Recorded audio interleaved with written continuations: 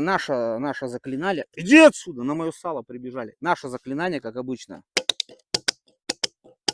Халды, балды, чехалды. Халды, балды, чехалды. Короче, открываем. Уже можно есть. Короче, достаем этот лавровый лист и туда толкаем его. Туда прям.